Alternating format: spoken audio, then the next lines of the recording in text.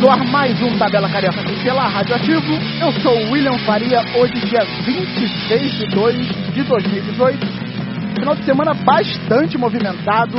Tivemos clássicos aqui no Brasil, Fla-Flu no sábado e derby lá em São Paulo, também no sábado, os dois jogos às 5 horas e com vitórias expressivas. O Fluminense venceu por 4-0 e o Corinthians venceu por 2-0, fazendo do Palmeiras um freguês de carteirinha para a alegria do nosso Fábio Jordão, que está ali comemorando bastante. Temos convidados no dia de hoje, dois, na verdade, primeira vez aqui no programa com dois convidados. Primeiro o Arnaldo, armador do Botafogo, e o Felipe Souza, jornalista, também escreve sobre NBB. Vamos bater um papo com ele. Eu estou aqui ao lado da Andressa. Tudo bem, Andressa? Tudo bom, William? Hoje também no Tabela iremos falar sobre futebol internacional e sobre a Premier League. Eu estou também com o Cleberson aqui. Tudo bem, Cleberson? Tudo bom, boa tarde a todos. Boa noite, né? Boa noite. Passou algumas horas. Vai te contrair, Quem pode acordar 3 horas da tarde é outra coisa, né? Temos também o Bruno. Tudo bem, Bruno? Tudo bem, final de semana cheio, como você disse, mais uma vez aqui no Tabela Carioca para falar sobre o futebol, o NBB e muito mais. Já que nós temos convidados e temos um jornalista aqui conosco, eu quero já explorar o Felipe e pedir para ele fazer a primeira pergunta, já que ele me falou que quer fazer perguntas para o Arnaldo. Então fica à vontade, Felipe, explore-o como quiser. Olá, pessoal, boa noite, né, para não falar boa tarde. Arnaldo, primeiro foi um prazer te conhecer pessoalmente, em conversar contigo. O Botafogo hoje tem uma inconstância muito grande no campeonato. Fez bons jogos contra o Vitória, o Basquete Cearense, e contra o Clássico Carioca, contra o Vasco caiu, acabou perdendo. Como você vê essa temporada do Botafogo? Era algo esperado, era algo já imaginado por vocês? Boa noite a todos. Eu consigo observar isso de uma forma que era previsível, isso era previsto. Até porque a gente é um time que está debutando no NBB. A gente deu um salto de qualidade de 700, 600 mil para 1,5 milhão, entendeu? Que é a exigência do NBB. A gente permaneceu com muitos jogadores que conquistaram a Liga Ouro. Então, com isso a gente sabia dessa dificuldade. Sabe que é um campeonato difícil, que a gente precisava de mais tempo para se preparar e a gente não teve. O Botafogo não conseguiu com patrocinador em tempo hábil, demorou, perdemos 2 meses nisso, entendeu? Quando Flamengo, Vasco, Paulistano, Mogi, os times de São Paulo todos já jogavam um Campeonato Paulista, que eles conseguem fazer contratos de 12 meses, e o Botafogo fez um time com um contrato de 10 meses, então a gente perdeu 2 meses, os americanos demoraram a chegar, a gente não teve uma preparação adequada para o que a gente esperava, né, pelo campeonato, e com isso a gente só começou a entrar em ritmo agora, no final do campeonato aí, desse retorno, faltando, se eu não me engano, 6 jogos. Com isso é provável que tenha ficado o medo do time voltar à Liga Ouro, né? Houve assim alguma cobrança da diretoria ou não? Foi dada tranquilidade para vocês trabalharem mesmo com um tempo mais reduzido? Quando se trata de Botafogo, a cobrança existe, entendeu? Apesar de a gente estar numa posição aí brigando pela 12ª colocação, mas como é time de futebol, time de camisa, a gente sabe que a gente não pode entrar num campeonato e achar que a gente pode jogar de qualquer forma. Mesmo sabendo das dificuldades, acho que a grana foi muito curta para tudo, entendeu? Muito curta para ter médico, ter uma equipe que pudesse estar ali empenhada 100%. Foi bem reduzida, né? Exatamente. Se a gente vê dificuldade no futebol, imagina no basquete, entendeu? E o Botafogo essa temporada também teve muita dificuldade em termos de lesão. A Rafinha, você, o Tayton também em alguns momentos, o próprio Jamal. o Botafogo, ele sente uma necessidade. Eu vejo muito com alguns torcedores, quando eu falo do Tatum e tal, era muito esperado por ser um americano. E eles sentem muita falta de você em quadra, pela pontuação e pela liderança, principalmente. Porque você tem muitos garotos jovens ali, como o Guga, rendendo muito bem. O Fabrício é um garoto que está pegando uma experiência nessa temporada que é importantíssima para ele. Como você vê essa equipe para um playoff? Porque eu acho que o Botafogo não tem nem tanta dificuldade nessa temporada. O Campo Mourão tá pior, tá bem pior. Então o Botafogo já pensa no playoff. Como é que você vê isso? Eu acho que, como você falou ali na questão de liderança, eu acho que a minha participação é bem nesse sentido aí, tentar tranquilizar a galera ali numa situação ou outra, que é isso que o Márcio me cobra mais e espera de mim. Agora, para os playoffs, eu acho que a gente tem muito que trabalhar ainda, entendeu? Acho que a nossa equipe, eu acho que ela não deu o nosso máximo, sabe? Acho que a gente não jogou aquilo que realmente a gente pode, o que a gente é capaz. Eu acho que a gente falta um salto aí de qualidade nossa, de entendimento do que é proposto, entendeu? Eu acho que a gente deixa de ganhar alguns jogos exatamente por isso. A gente sai do plano de jogo, entendeu? A gente planeja e em certos momentos a gente perde aquele fio da meada ali. Então eu acho que quando a gente conseguir sintonizar tudo isso, eu acho que a gente vai dar esse salto de qualidade. Até escrevi pro Balaciano lá na sexta, justamente esse fato, porque o Botafogo tem jogadores que vêm rendendo ofensivamente, como o Guga mesmo. Só que o Guga, ele rende sem o Jamal, ele acaba rendendo muito mais sem o Jamal. Né? Isso.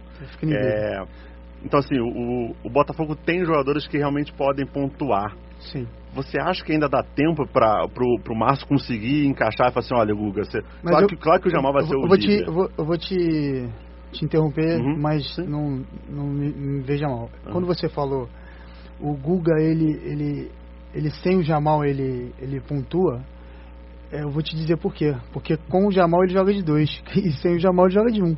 Então, o sistema do Botafogo privilegia o 1, entendeu? Ele é pro 1 jogar. Ele é porque a gente tem um 1 muito ofensivo, que é o Jamal, entendeu? Então, tipo assim, a maneira que a gente joga, ele é uma maneira que privilegia o armador, que é um armador ofensivo, que é o nosso caso. Então, o jogo todo sai do 1. Então, por isso que o Rafinha, quando jogou, fez muitos pontos. Por isso que o Guga, quando jogou, fez muitos pontos. Entendeu? Então, o sistema nosso é pro 1 jogar. Nós vamos continuar aqui o bate-papo sobre basquete. Vocês que estão acompanhando o programa, por favor, mandem perguntas. Estamos acompanhando a live aqui. E vamos falar de futebol, Andressa? Vamos falar de futebol. Não. Eu esqueci de te falar uma coisa, não sei se o Militão te falou, mas aqui a gente tem uma tradição. O apresentador sempre ganha uma camisa assim do clube. Eu vou ter que voltar pelado, então. Aí é um azar que eu não posso fazer nada se o Militão não te avisou, mas... Eu gostei muito da camisa que você trouxe pra mim desde já, então muito obrigado. Vai fazer eu voltar pelado.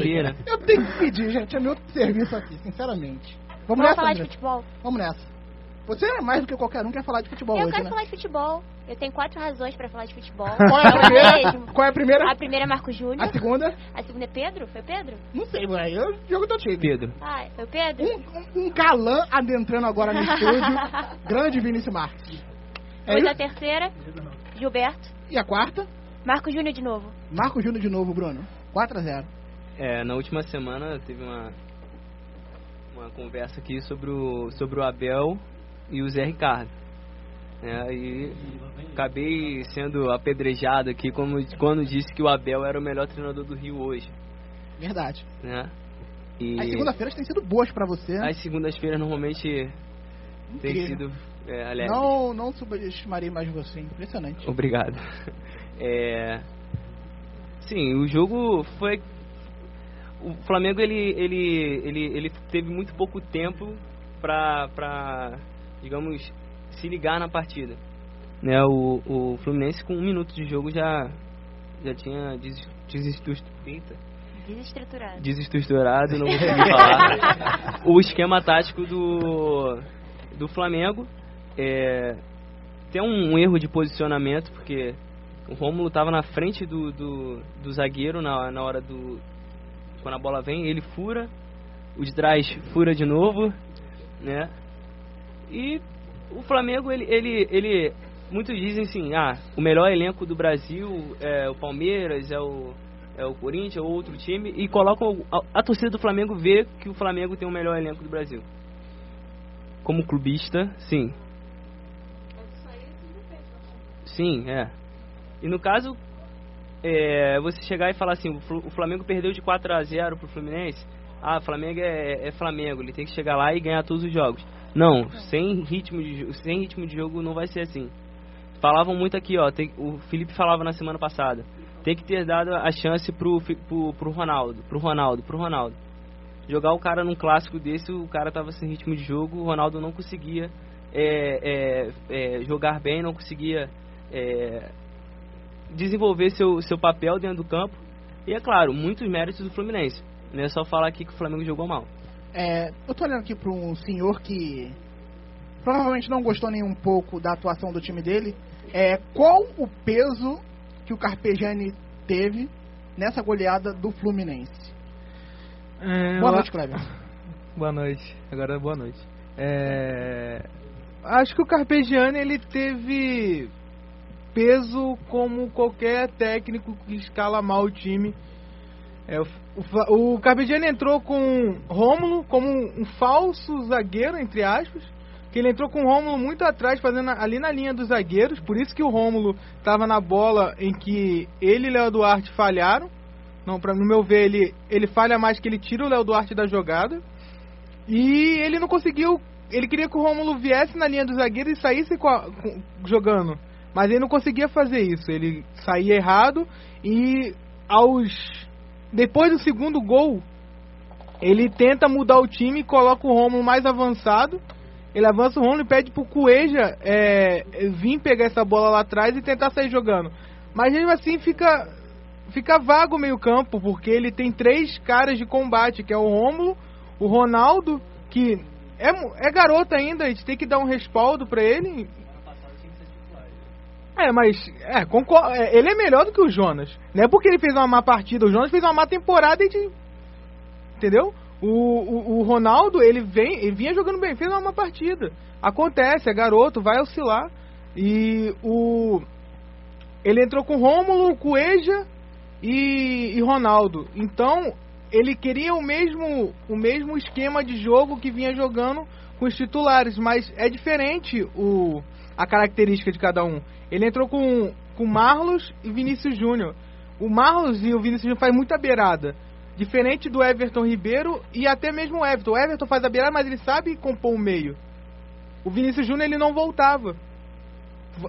Várias vezes você via em campo o Vinícius Júnior, ele voltava até o meio campo, ele parecia até o Hazard no Chelsea, não volta. Ô louco, parecia até o Hazard no Chelsea. Não, eu não fiz a comparação. Você acabou de fazer uma comparação. Eu ouvi bem, isso foi uma comparação. Do Twitter comparou ou não comparou? Exatamente. Se eu ouvi bem, você a imprensa marrom vai criticar. Isso. Não, mas questão é porque ele não voltava, acho que mais porque o Carpegiani pensava em explorar a velocidade dele no contra-ataque, coisa que não funcionava. O Liminha tá muito agitado hoje.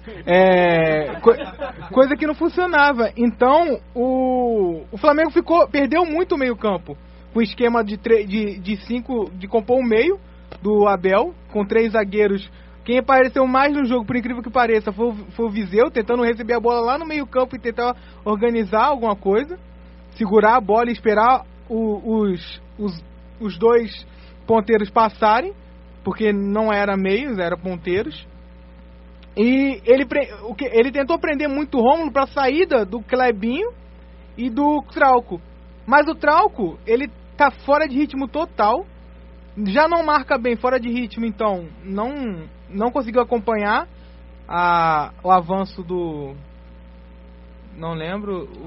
Não, que era do Vasco. Gilberto. Do Gilberto. Grande Gilberto. Criticado aqui pelo Liminha e depois... Eu critiquei também o Gilberto algumas vezes, confesso. Nunca critiquei. Então, eu espero que vai. Eu acho que isso serviu de aprendizado pro Carpegiani. Que ele vê que não é igual, não adianta ele plantar uma filosofia sendo que ele bota jogadores que não absorvem ela. Entendeu? O time não jogou como vem jogando. Eu queria fazer uma pergunta pro Arnaldo em cima disso. Uma derrota do futebol. Vocês do basquete, vocês sentem? Sim. De que maneira? O torcedor, ele já vai carregado, entendeu? Ele já vai com aquele... Ultimamente o torcedor do Botafogo, ele anda muito sentido, entendeu? Verdade ele. Verdade. Eu posso confirmar isso aí. O quê? É verdade que o ano de 2017, 2018... Então, eu sou botafoguense, sou um torcedor, vou pro estádio e fiquei muito decepcionado, assim. Mas sabendo da dificuldade do clube, sabendo das limitações, mas ficou aquela coisa de... Pô, a gente... Por que não, sabe? Mas você sente reflexo como jogador de basquete? Sim, sinto. É aquilo, o torcedor, ele já vai carregado, ele já vai com... Perdemos lá, não pode perder aqui. Se perder aqui, entendeu? Aí o cara já vai, já xinga, já, pede pra tirar. Isso influencia no teu jogo? Essa pressão no futebol influencia no teu jogo? Não, porque eu nasci e cresci no Botafogo, então isso pra mim é normal, entendeu? Eu joguei no Botafogo numa época que o Botafogo tinha caído. Qual acho que delas? 2003? 2000. Teve do Sandro Hiroshi, que teve a virada de mesa? Foi, 2000, 2001, não foi uma coisa assim? Acho que foi em 99. 99, que aí no ano, caiu em 99, o ano de 2000 todo foi jogando segunda divisão. Não, então foi 2002. Aí foi 2003. 2002, que jogou 2003 inteira a Série B. Tá, beleza. Whatever. Então, não era pra ter lembrado disso. Não, então acho que foi nesse momento, o basquete ele tava muito bem. Ele tava, tinha jogado 2 anos seguidos de finais de Carioca, foi terceiro lugar no Brasileiro, entendeu? Então a gente, era uma alegria pro clube naquela época, entendeu? Então,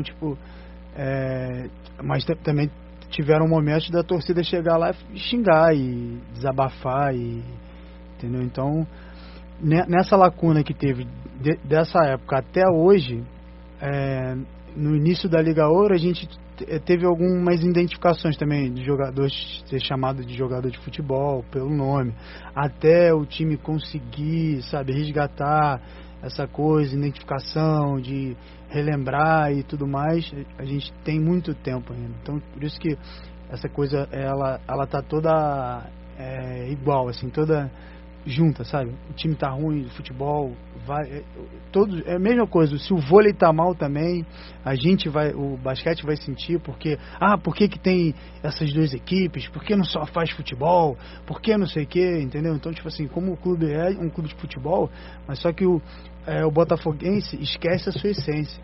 O Botafogo foi criado através de uma partida de basquete, onde um atleta morreu e os 2 Botafogos se uniram. Então, tem uma história que os botafoguenses não respeitam. Talvez nem conheçam, né? Não conheçam. Então, hoje os únicos esportes que são obrigatórios no clube são remo e futebol. Sendo que o basquete é esquecido. O basquete que deu essa união. Foi através de um jogo de basquete, com a morte de um atleta numa quadra, que os 2 clubes resolveram falar: a partir de hoje a gente nunca mais se enfrenta. Nós seremos uma coisa só. Então, será que o basquete não está nessa história? É interessante. Eu gostaria de colocar o Felipe numa conversa que você, durante a sua resposta, você falou um pouco de um bom momento que o Botafogo vivia no basquete, mas aqui no Rio de Janeiro a gente teve uma defasagem, muito tempo sem clubes. Sem clube. Enquanto São Paulo sempre teve o interior com basquete muito forte e a própria capital com o paulistano. O Corinthians também sempre foi um time forte, agora nem tanto, mas tradicionalmente sempre foi um time forte. O Rio de Janeiro, apesar do Flamengo conquistar 5 títulos seguidos, em cultura de basquete, ainda está muito atrás de São Paulo, por exemplo? Quer falar? Pode falar. Olha, pra mim eu vejo muito atrás ainda de São Paulo. São Paulo ainda acho que uma capital do basquete mesmo. A gente vê isso na LDB. A LDB, o Flamengo, que é o Flamengo, a gente vê no adulto o Flamengo sendo um timaço.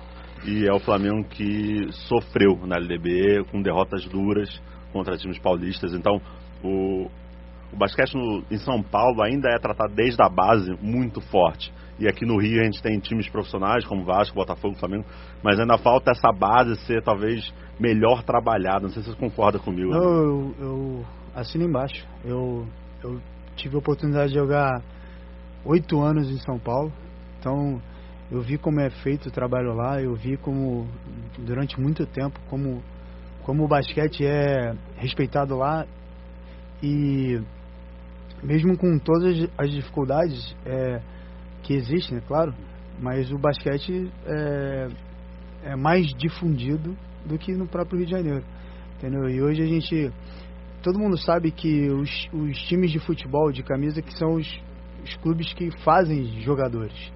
E a gente teve uma lacuna aí de Vasco tá fora de campeonato nacional 10 anos, Botafogo tá 10 anos, que foi aí o crescimento do Flamengo, entendeu? Então, tipo assim, o Flamengo ganhou tantos títulos porque não tinha um Vasco, não tinha um Botafogo, não tinha um Fluminense para poder brigar ali com eles, entendeu? Até mesmo estadual, o Flamengo foi quantas vezes estadual seguido? Não tinha os outros times.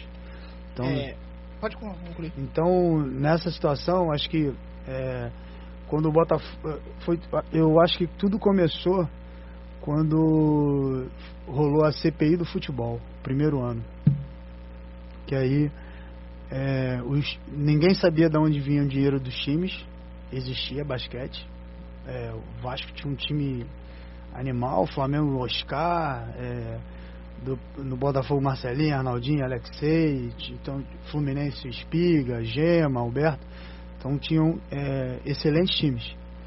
Aí rolou a CPI, os times recuaram, acabou-se o investimento e não teve nenhum trabalho para que...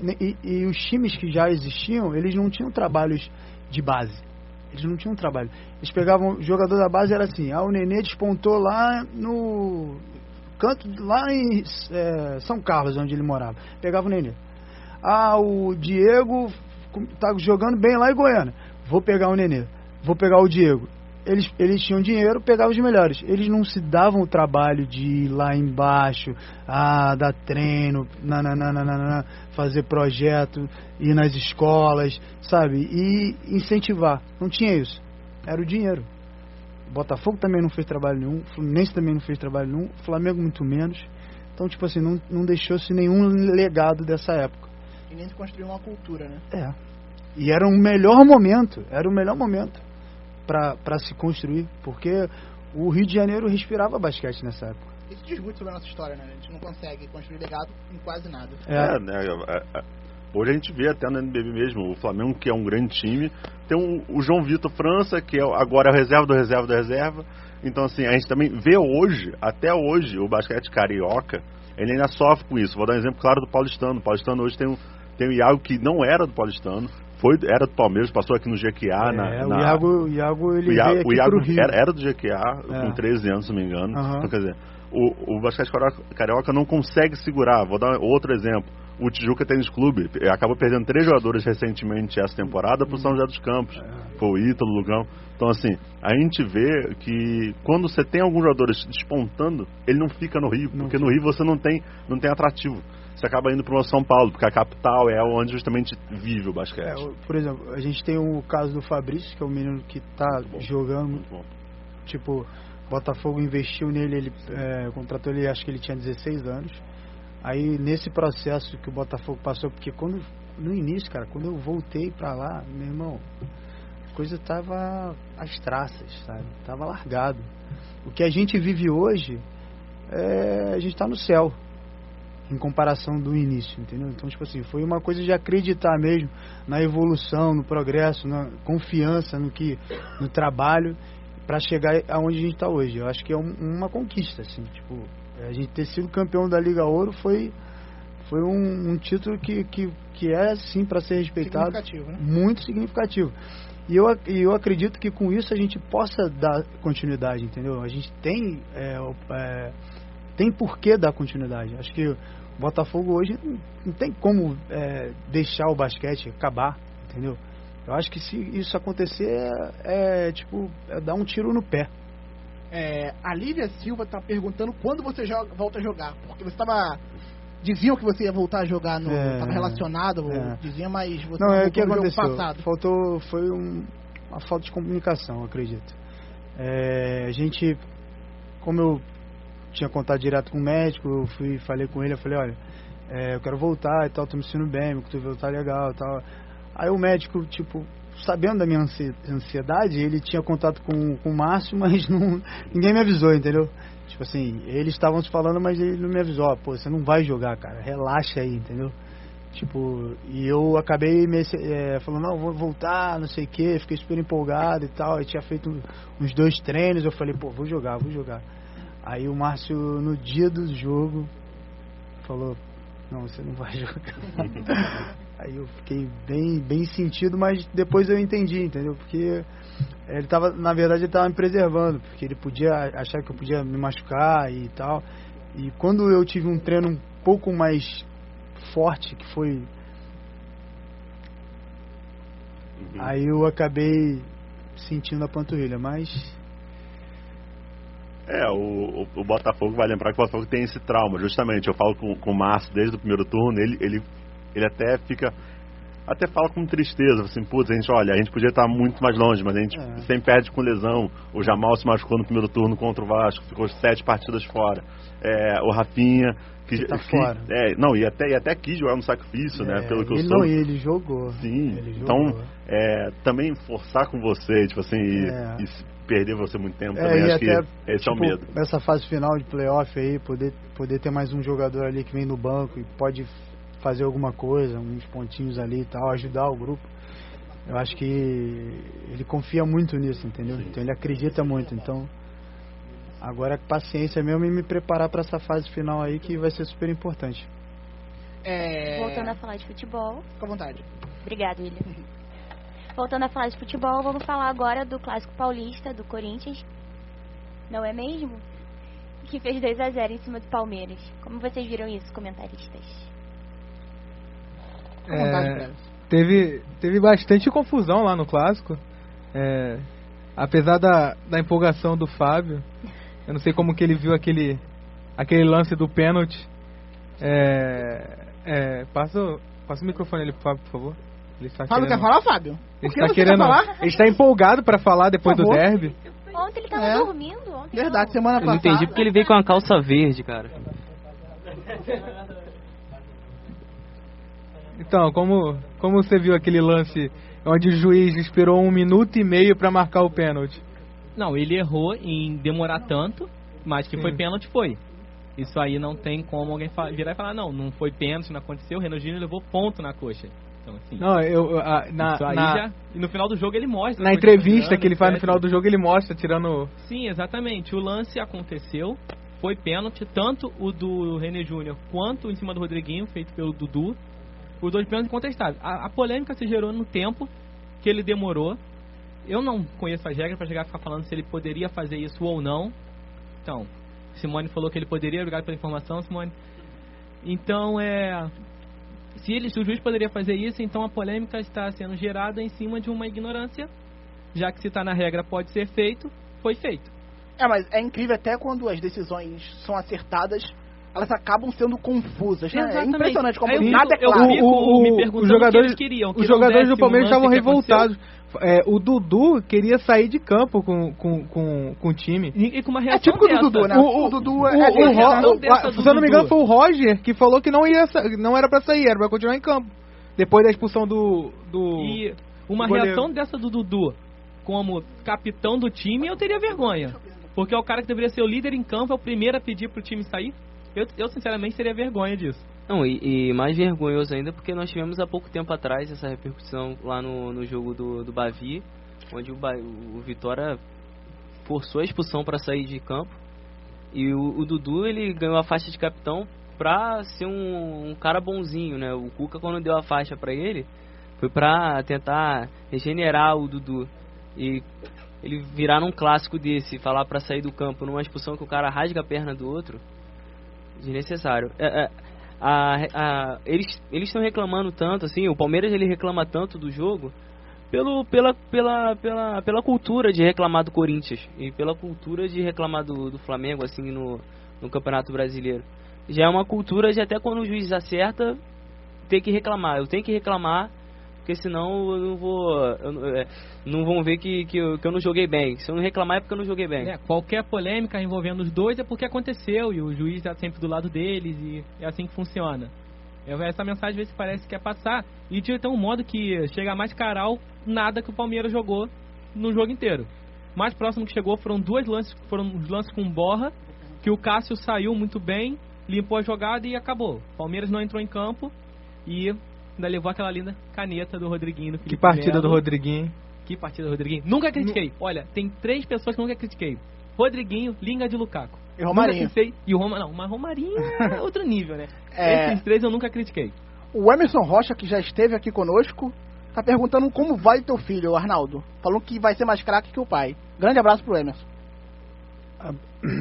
Emerson, eu tenho grande esperança que ele vire um jogador, mas isso depende mais dele do que de mim, entendeu? Tipo, ele não tem ido treinar, ele é meio, né, devagar e tal, gosta de cantar rap, então eu tô deixando ele ficar à vontade aí, mas ele já brinca já e tal. Você tenta ensinar pra ele basquete ou não? Você deixa naturalmente ele... Então, teve uma época que eu encarei um pouco com isso, mas depois eu relaxei, sabe? Porque eu acho que isso depende mais do que você quer, entendeu? Ele quer muita coisa, ele quer cantar rap, quer jogar basquete, quer jogar futebol, quer correr. Então eu acho deixar ele mais à vontade. O primeiro ano que eu joguei federado eu tinha 11 anos, então tem mais tempo aí pra ele. Acabou de completar 9. 9? É. Então o destino vai agir na vida dele. Deixa ele relaxado. Ainda tem tempo, né? Tem tempo. Tem pergunta pra você também, Felipe. A Melissa Gervásio tá perguntando sobre os novos documentos da investigação sobre a NCAA lá nos Estados Unidos, sobre o escândalo do basquete universitário e alguns jogadores que possivelmente se beneficiaram do esquema, Markelle Fultz, do Philadelphia, e o Kyle Kuzma, do Los Angeles Lakers. O que você pode falar pra gente? Olha, eu vou tentar resumir porque é muito grande isso aí. Teve uma investigação no ano passado, se eu não me engano foi setembro, outubro, em que a Adidas estava ligada justamente para o aliciar jogadores para a universidade. Esse foi o papo geral. Primeiro ser pego foi um responsável pela Adidas Global, que faz vários camps lá fora. Então ele foi preso, acabou sendo indiciado. Outros assistentes técnicos de universidades como o USC, Arizona, estão todos envolvidos. E esse escândalo ganhou mais um capítulo agora semana, mostrando que jogadores foram pagos pela universidade, mas assim, coisas extremamente fúteis. Vou dar um exemplo. Tem um jogador que recebeu $7 mil, se não me engano, para um jantar. O Dennis Smith Jr. ganhou 73 mil para fazer uma enterrada contra a Duke, na universidade, lá jogando em Duke. Então assim, foram realmente valores absurdos, lembrando que NCAA ou High School você não pode receber dinheiro. Nós tivemos um caso recente do prêmio Heisman, acho que foi na NFL, de um jogador que recebeu e teve que devolver o prêmio. Acho que foi em 2012, se eu não me engano, eu não vou lembrar o nome do jogador, mas também já teve uma polêmica comprovada na NFL.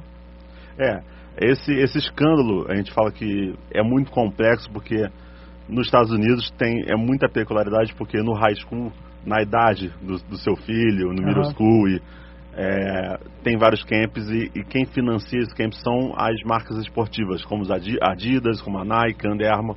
Então, é muito comum o jogador receber presentinho. Então, todo mundo sabe que existe, mas realmente um buraco negro. Então, esse foi um capítulo e a tendência é que ainda enrole cada vez mais. Isso não é uma novidade, né? Não é uma novidade nenhuma. A gente tem até um filme, né? Blue Chip, né? Sim. Que conta essa história. Tem um documentário na ESPN, foi a ESPN que fez. Mas existe um filme que foi o Shaquille O'Neal, Penny Hardaway que fizeram. Sim. Existe esse filme contando a história da Universidade de Flórida, eu acho, Florida Gators. Eu não sei se eu estou cometendo uma gafe aqui do nome, mas existe um filme que conta a história de da forma que eles financiavam e pagavam os jogadores, entendeu? Comprava carro, Sim. pagava isso, pagava aquilo, Porque conversava com a mãe, dava dinheiro pra mãe em vez pro filho, era uma coisa bem... O próprio LeBron James já foi envolvido nesse caso, na época que o LeBron James ele não passou pela universidade. Ele só se formou nos Estados Unidos, só no ensino médio e foi direto O último jogador, né? Não, o último não. O último foi o Tom Maker, que saiu de uma escola do Canadá e hoje joga no Milwaukee Bucks. Então, o LeBron James foi envolvido nisso, que ele recebeu um carro no valor exorbitante, que não tinha recebido. Então, assim, o problema que todo mundo sabe que existe, mas todo mundo não quer ver. E isso aqui agora está desenrolando. E a Adidas foi a primeira, a tendência é que Nike e Under Armour sejam também pegas nesse mesmo esquema.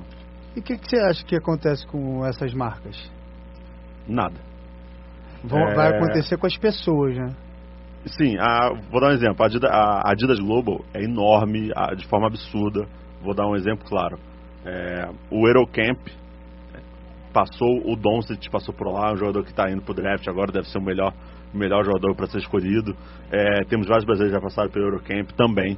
Então, é um camp enorme, acontece na Itália, vários scouts, vários olheiros de NBA vai para ver, é importante. Então, quando a Adidas foi pega nisso, e o Zion Williamson, não sei se vocês acompanham, mas o Zion também estava envolvido nisso, para a Universidade de Kansas. Quando foi pego, o que a Adidas fez? Pô, olha, a gente não sabe de nada, foi ele que negociou, então a gente, com uma empresa muito boa que a gente vai demitir ele porque ele não faz parte da nossa empresa. Ok, esse mesmo cara estava há 10 anos na empresa, numa função de alto escalão. Será que realmente não sabia? Entende o que eu estou querendo dizer? Então, assim, a gente sabe muito bem que vai ter, mas as marcas, vale lembrar, as marcas ajudam a própria NBA, a Nike ajuda, vê a Nike hoje é o material esportivo. Como você vai punir a Nike? Como você vai punir a Nike? Como é que você vai dimensionar também em termos de valor? Sabe? Beleza, sua multa vai ser de 10 milhões. Como você vai chegar a esse valor de 10 milhões? Por quê, né? Difícil fazer o cálculo, né? E assim, a pirâmide, o jogo é muito grande. Se o jogador foi para a universidade porque a firma, a marca esportiva ajudou, o reitor obviamente sabia. Se o reitor sabia, vou dar um exemplo, Duke é uma universidade enorme, tem o Coach K, que foi terra da seleção americana. Você acha mesmo que o pessoal da NCAA realmente não sabia? Foi tudo tão surpreso assim que pegou? Entende? Então, assim, é muito profundo. Eu acho que não vai ter solução. Mas tem também esse caso de a gente achar que as pessoas sabem, mas tem o provar, né? Que é o ponto mais complicado. É provar que eles sabiam e que eles cometeram um delito. Mas, assim, vou dar um exemplo, tá? Beleza. Hoje a Yahoo, que foi o último episódio, a Yahoo trouxe documentos, trouxe e-mails provando e tal, mas você prova e as empresas demitem. É isso que elas fazem. Para fugir da culpa, elas acabam demitindo. Beleza, eu vou processar a Nike. Olha quanto tempo você vai demorar. Individualiza a culpa. Ela transfere, né? Ela transfere. Fala assim, beleza, olha, o Adidas Global, quem estava responsável era o Joãozinho. Pô, o Joãozinho trabalha 10 anos na empresa, mas eu não sabia disso, então pum no Joãozinho. E assim vai. Então é muito complicado. Daqui a pouco eles lançam um filme e a gente vê como é que foi. Provavelmente. Né? Seria até mais interessante. A Lívia fez outro questionamento aqui, o Arnaldo. Ela dando os parabéns para vocês que estão treinando forte todos os dias, mas ela falou uma coisa aqui. Alguns possuem ou possuíam outro emprego além do basquete e estão deixando sangue em quadra. É possível hoje, para todos os times da NBB e talvez da Liga Ouro, viver só do basquete, todos os jogadores? Eu acho que os que jogam na NBB, até a demanda te faz viver só do basquete. Não tem como você não viver só do basquete. É muito difícil você ter 2 empregos. Não dá. Você treina 2 períodos, você viaja, você, até mesmo para você estudar é difícil. Porque imagina, hoje, essa semana agora, o time viajou segunda de manhã, joga terça, joga quinta em São Paulo, joga terça em Campo Mourão, quinta em São Paulo, dorme em São Paulo, né? Viaja pra cá, chega aqui, sei lá, 10 horas da manhã, 8 horas da manhã, não tem trabalho que você consiga fazer. E faculdade agora, graças a Deus, que tem a flex, né? Porque senão, a distância, né? se for presencial é difícil. Não dá. Vamos em frente, Andressa? Vamos, agora vamos falar do Vasco. Eu queria fazer... O Vasco, a gente tá falando mas ele encantou muita gente. Eu acho que já desencantou. Acho que já foi, o encanto acabou. Já deu meia-noite. Eu queria saber da Leda. A Leda, é ótimo colocar a Leda na conversa. Leda, aqui o microfone. Legal pra muito ir, né? O que você quer saber de mim? Eu quero saber se você acha que o Vasco tem condições de passar pra... Se o Vasco tem condições de passar pra próxima fase. Da Libertadores? Isso. Eu acho que não. Sinceridade. Diferente do Liminha, que acho que o time é... Eu sou muito realista, né? Eu acho que o Vasco não tem time pra enfrentar Racing, Cruzeiro. Não tem. Agora, milagres acontecem. Mas é assim que dá certo, quando não acredita. Se Sim, ficar torcendo, falar que é primeiro lugar, complica. Só pra lembrar que, tipo assim, eu sou vascaíno. Parabéns. No ano que a gente ganhou a Copa do Brasil, a gente quase foi rebaixado no estadual, se eu não me engano. Então, assim, era desacreditado e a gente conseguiu ganhar a Copa do Brasil. Então, assim, eu não duvido nada mais nessa vida. Mas você concorda que o time era melhor que o time de hoje? Sim, né? mas olha só. Perder pro Nova Iguaçu, em São Januário, acho que foi uma boa porrada, se não me engano. Num sol na nuca, aquele momento eu não pensava se o time era bom, não. Eu achava que era, tá de sacanagem, né? Não dá pra perder dessa forma. A gente ganhou a Copa do Brasil e foi incrível. Então não tem esperança. Mas assim, conscientemente, assim, eu acho que é muito pouco provável. A melhor notícia em toda a semana foi a permanência do Zé? Sim, eu gosto muito do Zé Ricardo. Eu acho ele um técnico promissor, talvez o mais promissor do país. Eu estava com medo que algum time brasileiro já tivesse de olho nele e catasse ele, né? Não foi a Arábia Saudita, que às vezes não paga, essa coisa toda. Ele acabou ficando e eu acho que ele fez bem. Ele é um cara muito profissional, eu gosto muito dele. Passou por lá, treinou, então...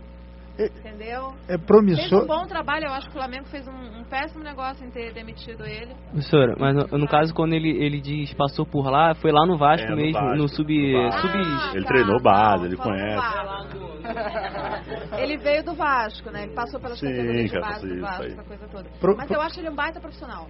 Promissor no sentido de seleção brasileira, que você diz? Não, acho que nem tanto, mas promissor assim no sentido de ser um técnico que pode renovar.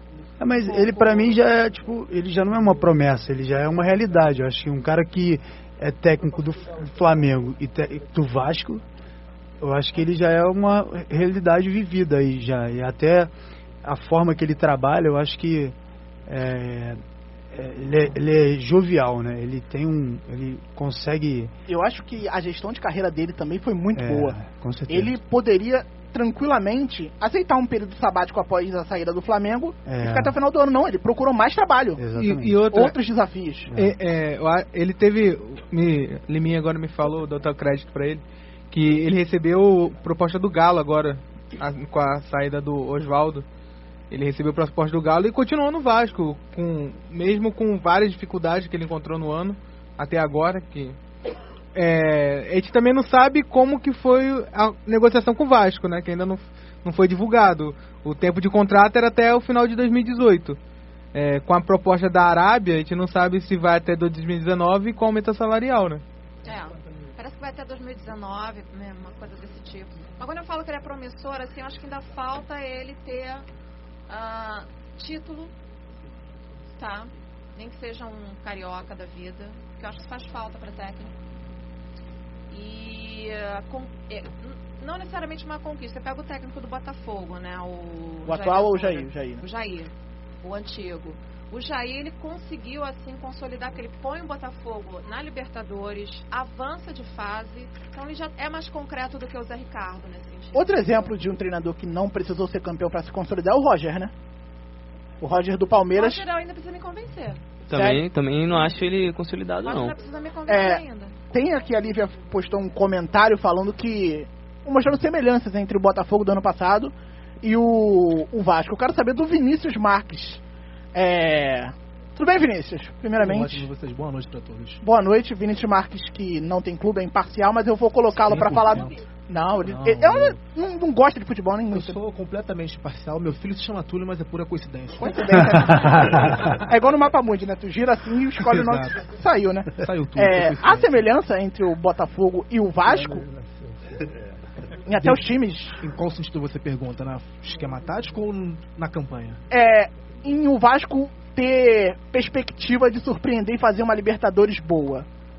Olha, eu acho que o Vasco não tem o potencial que o Botafogo tinha no ano passado. Não tem o mesmo time. O Vasco é bem inferior. Mas pode acontecer de passar, até porque a gente não tem acompanhado os outros campeonatos sul-americanos. Muitas pessoas têm comentado, por exemplo, do River Plate ser uma dificuldade para o Flamengo. Não acredito, o River vem de 6 jogos sem vencer. Concordo contigo. Então, não acredito que o River possa fazer frente ao Flamengo. Assim como a Universidade do Chile, está no grupo do Vasco, não é isso? Está. Laú, Vasco e Cruzeiro e Racing, né? É. Então, não acredito que a Laú possa fazer frente. E a briga vai ser ali com o Racing, porque o Cruzeiro vai passar com certeza. Tem uma equipe muito superior ao Vasco.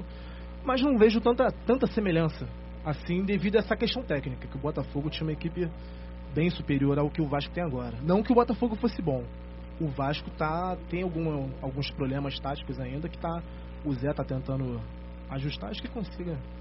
Vinícius, qual foi o estrago que a eliminação para Aparecidense fez no teu dia? Mesmo você não gostando muito. Olha, rapaz, mas assim, eu vou ser bem sincero. Eu não estava acompanhando o jogo porque eu estava cobrindo o Botafogo no dia.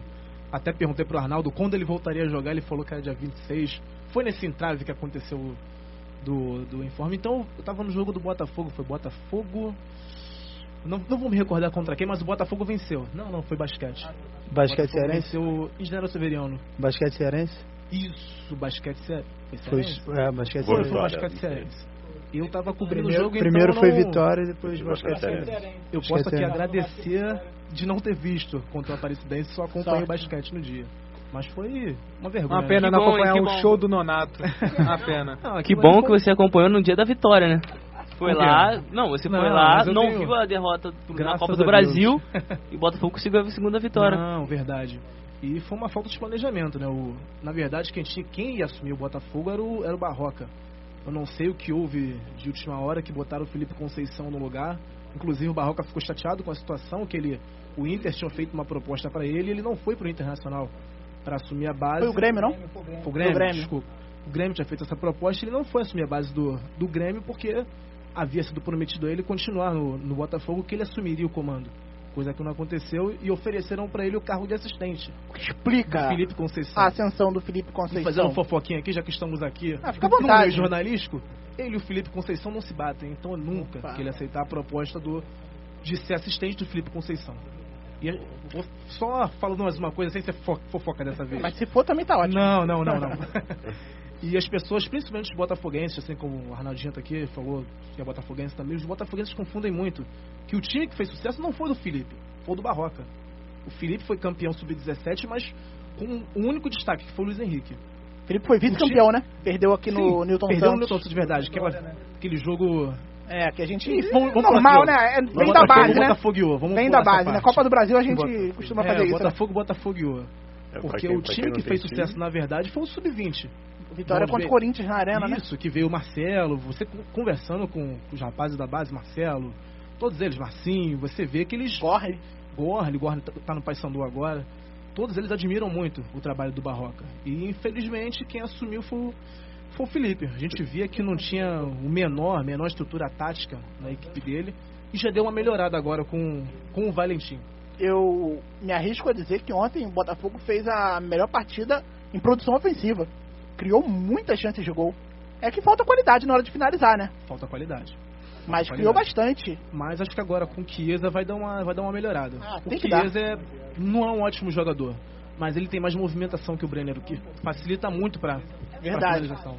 Queria o Chiesa no Vasco? Eu queria o Chiesa no Botafogo já faz alguns anos. Sério? Que ele não Também. Não, com certeza. Também. Bom jogador. Eu acho que ele já não tá mais nas condições que ele tinha antigamente, mas ainda continua produtivo. Inclusive, eu queria ele assim quando ele eliminou a gente na Copa do Brasil, no Americano. Rapaz, não vamos lembrar de coisas ruins. Ali foi o momento de de contratar ele e não contrataram. E ele foi pro Fluminense, depois mas vamos nos recordar das coisas boas, vamos comentar da vitória de ontem, isso aí já é passado. Assim, o gol do Chiesa, você vê que você pode ver todos os gols do Brenner, não tem um gol assim que o Brenner se antecipa a zaga para cabecear, coisa que a gente estava até acostumado com o Roger, né? O Roger também tem as suas limitações, mas bola na área mudou muito a diferença do Roger por Brenner. E Conceição chega, tem o Chiesa no banco, entra no clássico contra o Flamengo, você não usa ele para usar o Brenner, assim como o Barroca, e assim como o Barroca não gosta de não fala com ele, 90% da torcida também agora não quer nem que ele pise mais lá, mas ele continua trabalhando lá, né? Não, mas tem que continuar mesmo. Ele na parte da comissão técnica da base, ele fez um bom trabalho, não foi um trabalho ruim. Só não estava pronto ainda para subir profissional. A precipitação foi o problema, funcionário do clube, sim. Antes de passar para futebol internacional, quero saber do Felipe um pouquinho sobre NBA, o que ele tá vendo dessa temporada e se podemos ver esse ano o Golden State Warriors formar de fato uma dinastia, ganhando o 3º título em 4 anos. Você tem que avisar o Houston Rockets, que tá muito bem com o Chris Paul. É o Barba. É o Barba. Falam que toda pessoa que é barbuda joga muito bem basquete. Eu já concordo. Temos o Arnaldo, tem eu também. Eu concordo plenamente. Eu concordo plenamente. 3. Pronto. Cara, o Houston tá fazendo uma campanha muito boa. O James Harden vai ser o MVP esse ano. Acho que é muito difícil tirar o MVP dele. A gente vai ter... Tá voando. A gente vai ter, assim, um campeonato, cara, muito disputado nessa reta final. O Golden State, você tem o Kevin Durant hoje está sendo um dos jogadores mais bem defensivamente, algo que é impressionante, porque é um cara que produz muito bem ofensivamente, mas ele também está melhorando muito bem a sua defesa, com o Draymond Green, que é um cara já um defensor nato. E aí você tem o Houston, que melhorou muito, que trouxe o Chris Paul, que era do Clippers, e pra mim é um dos melhores armadores de ver jogar. Ele é o melhor, é mais talentoso pelo menos da liga. Assim, o da liga, sim, porque o armador que eu gosto praticamente é o Teodosic. Nossa, o Teodosic é um monstro. E é um monstro, assim, quem viu a Olimpíada, ele aqui, ele é um monstro. E ele jogando com os dois, se bem que o Blake Griffin saiu, né? Saiu, mas quando tava os dois, assim, nossa, ele jogava a bola sem olhar. Ele brincava. E aí você tem, realmente, o Houston hoje é o time a ser batido, digamos assim, é o primeiro no Oeste. O Golden State está atrás, mas o Golden State é o Golden State. São o time titular, 4 jogadores são All-Star, né? Só o Zaza Pachulia que está ali de enfeite dentro do garrafão, porque é um cara que... Zaza Pachulia que mais uma vez protagonizou um lance... mais uma vez. É um cara sujo, é um cara sujo. O Kyrie Irving reclamou bastante, né? No Instagram, eu acho que da Liga, falou que a Liga tem que tomar providência contra esse cara. Sim. Não foi a primeira, já tinha acontecido com o Kawhi Leonard na temporada passada. Tem um vídeo que o Block Party no Twitter postou hoje de uma série de jogadas sujas dele. Uma série contra o Boris Diaw, contra o que tá no Golden State agora, que jogou em San Antonio, jogou muito tempo em Indiana, David West. Então assim, é um jogador que já tem um histórico de jogadas sujas extenso, e eu acho que foi muita sorte do Westbrook não ter se lesionado sério, porque a gente tá falando de um jogador de mais de 150 quilos caindo em cima das suas pernas. Sim. Se jogando sobre as suas pernas. Eu vi aquele lance ali com muita sorte do Westbrook. Sim, e é um campeonato extremamente profissional, né? É o melhor do mundo. São coisas que não pode acontecer em termos de arbitragem. Você tem o artifício do replay. Você pega o replay e vê claramente que ele se joga. Ele, no momento ele vai disputar a bola. Porque o Westbrook, justamente quando cai, e olha pra ele e fala assim, tipo, sem entender. Ele fala assim, cara... Nem tava disputando com ele, né? Você não tinha necessidade de cair em cima. A NBA ela tá muito à frente de várias ligas, até a mesma liga de futebol aí. Essa questão de você poder rever o lance, eu acho que isso não perde a beleza do jogo. Arnaldo, eu ainda acho que na NBA é pouco usada. Eu acho que deveria ser usada no tempo inteiro, não só nos 2 últimos minutos. Sim. Eles deveriam usar com mais frequência. É porque, como se eles utilizam isso para não perder muito tempo também, entendeu? Eu sei, porque, tem a questão da dinâmica do jogo. Da dinâmica do jogo. Porque imagina só, tô com dúvida, e no basquete é um esporte que gera muita dúvida. É muita cotovelada, é muita falta que o juiz deixa de dar, entendeu? Então, por exemplo, imagina aquelas andadas do LeBron. Volta naquela andada ali. O LeBron anda toda hora. Mas assim, os caras mudaram a regra por causa dele. Tem uma andada incrível, que ele fica pé da vida com a arbitragem, tava perdendo. Aí ele pega a bola na mão e bate assim a bola na mão e continua andando. Mas depois ele quica a bola e vai embora. Não sei se vocês já viram um negócio no Facebook, tem um cara que imita eles aí. Sim, tem um americano que imita, acho que vários jogadores, se não me engano. É a coisa mais engraçada. Be-like, né? Alguma coisa be-like, né? Sim. É a coisa mais engraçada que existe. O ruim é isso, em termos da NBA, é a proteção com subestrelas. Justamente James Harden. Exatamente. James Harden força muita falta, que às vezes é marcada e não necessariamente é falta. Sim. É uma jogada forçada que o juiz acaba caindo naquela história. Exatamente. E marca falta. Então acho que essa super proteção também é exagerada. Pros tops, né? Acho que... tem no Shaq and Fu, né? Que tem um do lado TNT do Aqueles Shaq. caras conversam lá. Isso, tipo assim. Tem o Barkley, eles fazem piadas o tempo todo. Pô, eles pegaram um lance que o LeBron, dá 14 passos, cara. Assim, é absurdo. Ok, você não vê 5 passos num jogo muito rápido, com um jogador passando na tua frente, ok, mas 14 é meio absurdo. Eu acho que existe essa super proteção, eu acho que... Mas existe aqui, existe lá, existe no mundo inteiro, entendeu? São os caras que vendem, né? A marca, que vendem a liga. Então existe essa preocupação de proteger os talentos. Os não me toquem, né? Assim, é engraçado que a gente vê muita gente, eu não sei se você vê isso também na rede social, mas eu vejo muita gente na rede social reclamando, o árbitro da NBB é muito ruim, tem muito árbitro ruim. Mas, cara, assim, você chega na NBA, você vê uns caras também que, tipo assim, é inacreditável. E é NBA, sabe? Exatamente. Não tem que ser. O basquete é um jogo que ele proporciona muito erro, cara, sabe? Sim. Você decide... É a sua conclusão, é o que você acha. Você, o árbitro é contigo. E o erro no basquete conta, né? Os turnovers são contados. É uma estatística que tem muito valor. Exatamente. Tipo, e imagina só, se o James Harden, acho que não sei qual, foi o último jogo de um playoff dele, que ele deu 14 erros no jogo. Acho que foi um recorde. Tipo assim, imagina se todos os erros deles fossem marcados realmente, entendeu? Então, tipo, o cara... É muita coisa que está em jogo ali, entendeu? Acho que a NBA ela consegue dimensurar e pensar em muita coisa que a gente aqui vai tentar pensar e eles já estão lá pensando há muito tempo. Por isso que muitos falam que o melhor basquete praticado, digamos assim, na Europa, a Euroleague, porque os árbitros realmente são rigorosos, melhores, são mais rigorosos. Melhores. Tem erros, mas são melhores. Eles realmente aplicam aquela questão, por exemplo, o atleta, quando a falta é marcada, ele tem por obrigação se identificar. Assumir.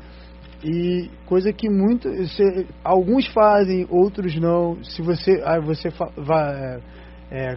quiser falar com o juiz toda hora e tal, isso não pode. E aqui isso deixa muito rolar às vezes. Você concorda que o basquete na Europa ele é mais tático? Sim. Muito. Sim.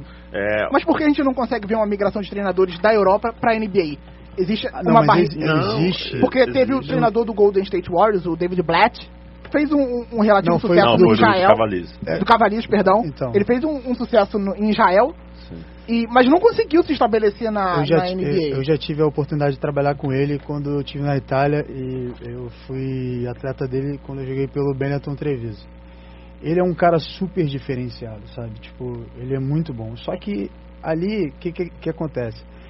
Qualquer técnico que for técnico do LeBron vai ter problema. Vai ser treinado, não vai treinar. Ele vai se meter, ele vai falar, a gente vê isso aí o tempo todo, ele tomando atitude, ele passando por cima, ele trombando com Eric Spoelstra, né? Entendeu? Então, tipo, não era questão do técnico, sim do grupo em si, entendeu? Mas eu acho que também a maior dificuldade é... Eu também trabalho como scout, então eu acabo vendo muitas palestras são realmente com eslovenos, com sérvios, são entendedores nesse assunto tático. Eu acho que também, eu imagino que também tem muita dificuldade em relação à dinâmica do jogo. A dinâmica do jogo da NBA é totalmente muito acelerada. Então, assim, o cara vai chegar lá e vai querer fazer jogadas de rotação a lá Popovich. Popovich é uma aula de rotação, é incrível. De movimentação sem bola. Exatamente. Só pra puxar aí, ontem, no segundo quarto, ele usou 10 jogadores.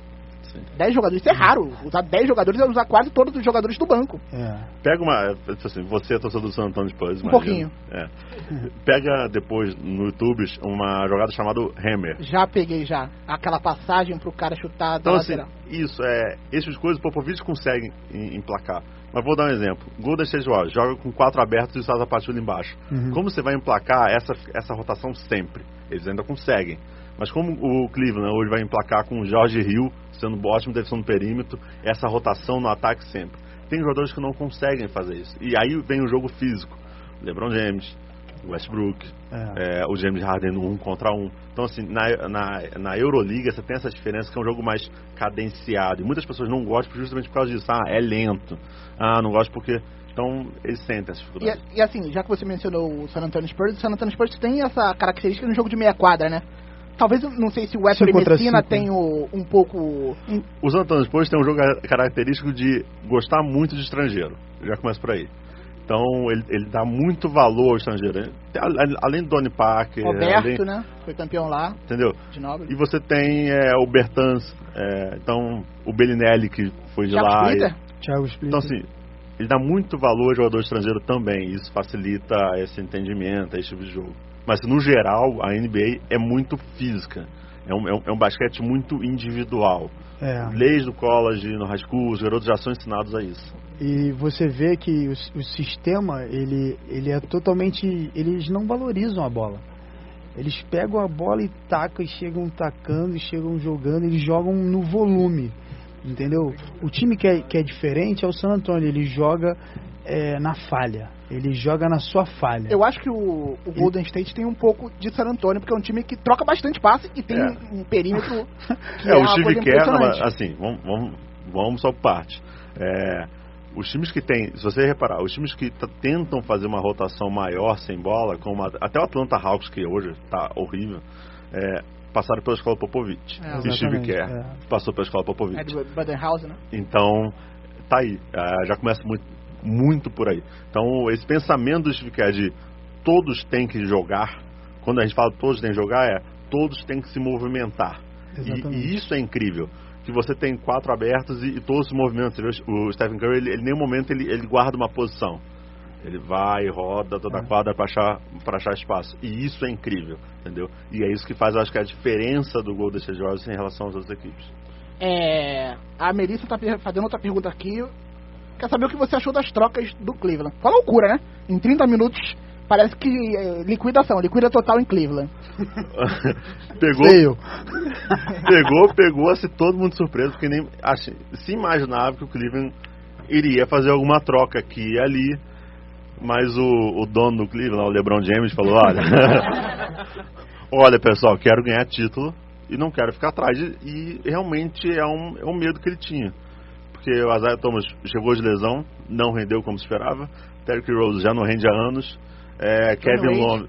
Kevin Love, eu até entendi a questão de jogar ele com 5, porque aí você pode jogar com um small ball, né, com Kevin Love embaixo. 4 abertos, né? O Louis tava colocando o Kevin Love como pivôzão. Sim, e aí você consegue fazer esse pivôzão, porque tipo assim, você jogava um center, um cara mais pesado, né? Mas só que ele jogava com 5 abertos. 5 abertos, não, você não fazia 4 abertos. Ele jogava 5 abertos. 5 abertos. Eu quis dizer 5, mas saiu 4. Aí você consegue entender. A troca foi ótima. No geral foi ótima. Perderam no ano Wade, mas é aceitável, porque você agrega agora o George Hill, é um dos melhores defensores do perímetro, um cara que faz marcação individual muito bem. Mais um da escola Popovich. O Rodney Hood também consegue pontuar do perímetro, coisa que você ficou faltando em relação. Então, cara, no geral eu gostei, assim, foi ótimo. E eu acho que eles entram muito forte agora nessa briga do leste, que tem o Boston Celtics. Falar uma coisa que eu ouvi do Popovich, quando um amigo meu, o Léo, que fez um curso lá com ele, acho que foi até o Dedé, que é técnico do Vasco, e o Léo. E foi uma coisa muito interessante, que ele chegou lá, ele disse assim, não, eu achei que eu ia chegar lá e ia aprender basquete, sobre basquete isso, basquete aquilo. E o que mais ele aprendeu foi a relação de pessoas, entendeu? Que eu acho que isso a gente esquece muito aqui, sabe? Às vezes você entender o seu atleta, saber do que ele pensa, sabe? O que ele está acontecendo com ele, se ele está bem, se ele comeu, se ele almoçou, se a mãe dele está bem, se o pai dele, se a família está bem, se ele está estudando, se está tudo bem.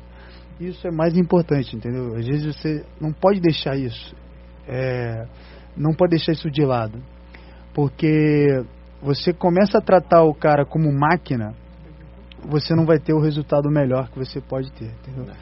Acho que essa situação ele sai muito na frente. Verdade. Voltando a falar de futebol, acabamos de ter a notícia aqui que o Neymar vai ficar 1 mês fora dos campos devido à contusão. Bye classificação na Champions League, né? E na Liga Inglesa, o Manchester City derrotou o Arsenal e foi roubado. Poupe seus comentários. Foi roubado, sim. E foi o campeão da competição pela 5ª vez, dando o primeiro título ao Guardiola lá na Inglaterra, pra ver. Guardiola sensacional, né? Vamos só motivar pro Guardiola aqui nesse programa. Isso aí, Guardiola sensacional. Muito difícil ser campeão com um time desse, né? Hã? Com o investimento que foi dado, muito difícil ser campeão. Verdade. Só isso que você tinha me falado? Só pra provocar, Só. Nem merece palmas, né? O cara, ele tinha que ganhar pelo menos um título. Agora, isso é manchete, ó. Bruno diz que Guardiola não merece palmas. Não agora. Agora. Nós aplaudiremos aqui quando ele ganhar a Liga dos Campeões. Não vai. Se é manchete o Cristiano Ronaldo falar que sobre Flamengo e Grêmio, porque... O Cristiano Ronaldo falou sobre Flamengo e Grêmio? Falou. Não, foi um absurdo. Ele falou do Grêmio na entrevista pro Desimpedidos porque estava no assunto de Mundial. Porque o cara não ia falar do Grêmio. E o Grêmio jogou com o Real Madrid há pouco tempo atrás. É claro, ele é o melhor do mundo e ele falar do Flamengo dá notícia sim. Até porque qualquer pessoa que fala do Flamengo dá notícia, imagina o melhor do mundo. Não, ele conhece o Flamengo. Ele deve saber legal, né, professor? Porque não falou nem do Botafogo. Conhece pouquíssimo. Ele conhece, tipo assim, ele deve ter jogado com alguém que, ó... Lá, o maior time é o Flamengo. Gente, o Flamengo veio na cabeça por conta do Vinícius Júnior. Sensacional. Olha, entendeu? Falando então, assim... a gente não pode... o engraçado é colocar ele como manchete e aí vem torcedor e fala, não, Cristiano Ronaldo, quem sabe um dia. Gente, não dá. Eu não consigo. É que nem quando o cara instiga o Neymar a falar que poderia jogar no Flamengo. Entendeu? Então... Eu gostei muito da declaração do grande Luxemburgo, que será o novo treinador de São Paulo. Ele destacou o que eu venho falando já, que eu tomei como verdade há pelo menos uns 5 anos, que Botafogo e Santos são os 2 maiores times do Brasil. E ele falou isso, que quando ele pensa futebol no Brasil, ele, como identidade, ele pensa em Botafogo e Santos. Quem falou, concordo? Quem? O Vinícius falou que concorda, ele também concorda, né? Léo falando aqui que super concorda, o Arnaldo falando que concorda. Lê da Costa que concorda também. Mas não interessa, falou sim. Eu vi que eu concordo. Mas, você se mexeu, você concordou. Exatamente. O Santos tudo bem, mas o Botafogo tá um pouco abaixo. Eu também concordo. Pra mim o Santos é o primeiro, o Botafogo em segundo. Não, mas o segundo é o São Paulo. Aí eu discordo já, porque São Paulo não deu 3 títulos mundiais pra seleção brasileira. Deu pra si mesmo. Não, deu pra si mesmo. O que pro torcedor de São Paulo deve estar ótimo, né? Claro. Até porque eu preferia que os jogadores do Botafogo dessem pro Botafogo do que pra seleção. Mas na época o Botafogo ele tinha um desfalque do Pelé, né? Quando jogava os jogos com camisa preta e branca. Segundo. Dava essa... Segundo, claro. Primeiro o Lionel Messi, já ultrapassou. Pelé há muito tempo. 3 minutos pra acabar o Tabela Carioca, então vamos pro nosso tradicional Cantinho do Coração. Contando 3, 6, 9, 10, 11, 12, 13, 14, 15, 16, 17, 18... Vai ser um coraçãozinho pra cada só? Não, só quem tá com o microfone vai falar, senão não dá tempo. Então eu vou falar. Pode começar então, Andressa, Cantinho do Coração. Então eu vou falar. O meu Cantinho do Coração, nessa segunda-feira, vai pro meu sogro Antero, que é flamenguista e sempre me apoia em todos os momentos. Tá aí. E vovô também, né? Sentiu uma cutucada. E vovô é botafoguense. Vovô fez presença aqui hoje no Tabela. Acabou que eu só respondi pra ele a pergunta do Neymar. Mas ele tá aí. Tabela segue, a família segue deixando Tabela Carioca nos Trend Topics. Por favor, Bruno. Não, o meu abraço hoje vai de novo pra minha mãe. Sem ela e sem meu pai eu não estaria aqui. Nome de papai e mamãe. A dona Eliana e o seu Gilmar. E é isso. O Cleverson, por favor, Cleverson. Cantinho do coração. Meu cantinho vai pra Dona Lúcia. Gente. Dona Lúcia. Dona Lúcia e o Arnaldinho. Que isso? Ele quer um abraço. Um abraço gigantesco do Tabela pra ele. Tem um personagem do Tabela Carioca que tem uma história curiosa sobre você, mas não sobre você. Que é o Leonardo. Leonardo ali, Abreu. Te viu, mas não te viu no ônibus. Era o seu irmão gêmeo. E ele foi falar com o seu irmão gêmeo como se fosse você. O que, evidentemente, deixou uma situação toda constrangedora, né? Ficou com... Eu tava sentado ali onde é do lado cadeirante. Então você tava no cadeirante. Você tava errado. Você acha que meu irmão vai falar com gente errada? Com gente que não, pô. Ele é bem educado. Aí primeiro eu olhei assim, eu falei, pô, esse moleque não vai falar comigo não, pô. Eu também não falaria, brother. Vai ser a noite inteira falando com ele. Devagar. Tá vendo que... A noite toda? Que é? Vocês estão deixando o garoto nervoso. A noite toda. Deixa o garoto terminar. Comigo não, com o meu irmão. Eu dei meio que um tapa. Lá em casa é super... Cara, que gente a primeira coisa que ele falou foi: não te conheço, não sei de onde te vi. Eu falei, pô, da faculdade ele, então, meu irmão. Ele é super grosso, ele aprendeu com os melhores. Mas também o desconhecidão tapinha na barriga dele que eu quero. Não é pra ser educado, né? Irmão gêmeo. Ele ainda deu sorte. Irmão gêmeo. Que normalmente o meu irmão é mais grosseiro. Normalmente ele te xingaria e falava mal da sua mãe. Aí eu fiquei com vergonha, assim, fiquei abaixado na mochila. Ele deixa as pessoas em estado fetal. Se eu pudesse abrir aquela janela de emergência que tava... Mas você tava no lado cadeirante, tecnicamente já... Por favor, a Leda Costa quer mandar abraços. Leda falou que se o Vasco passar de fase, todo mundo que faz jornalismo esportivo de manhã tá aprovado. Eu ouvi isso. Nunca disse isso. Não disse isso. Eu ouvi. Não, nunca disse isso. Eu ouvi também. Agora eu vou ter Não, você é pé frio, não vai. Eu queria mandar um abraço pros meus alunos. E eu queria mandar um abraço puxa-saquérrimo pros meus dois coordenadores, Jean e a Jota, que finalmente me deram a disciplina de História da Comunicação, que eu amo. E o que mais? Eu mando um abraço sempre pro Vasco, amor da minha vida. Mesmo perdendo, ganhando. Fizemos história ontem, deu zebra. De novo, né? Depois de 54 anos. Vinicinhos. E o amor da minha vida no momento, que é o Martin Silva. Eu também amo dois uruguaios, o primeiro o Castilho e o segundo o Louco Abreu. Eu sou o único botafoguense a amar o Castilho. E o Vinícius também gosta muito. Gosto muito do Castilho. Rapaz, inclusive, você falou em Castilho, quando o Castilho estava aqui no Botafogo, eu e com os amigos meus fizemos um vídeo com ele, na época que tinha a música do Creu, que gerou muita repercussão, confusão de Nara Severiano. Eu era um dos personagens. O problema do Castilho é que o braço dele não era muito grande, né? Para um goleiro. Para um goleiro é quase só um detalhe, o braço pequeno. Mas agradecer vocês de novo. Saia como ninguém dá, né? Fazer um jabá aqui, posso fazer um jabazinho da minha página? Não, você pode tudo. Muito obrigado. Fazer um jabá aqui, galera. Quem ainda não curtiu, curte lá minha página Clube de Notícias Esportivas. Tem tudo lá sobre futebol, basquete, vôlei. E a gente tá tentando seguir aí, já que o pessoal do Tabela Carioca me expulsou do programa. Não, brincadeiras à parte. Cris, hein? Não, brincadeiras à parte. Fala o nome que expulsou. Ele tem um microfone na mão e quase sempre apresenta o programa. Quase sempre, 100% das vezes. Puxou meu tapete, não, brincadeiras à parte.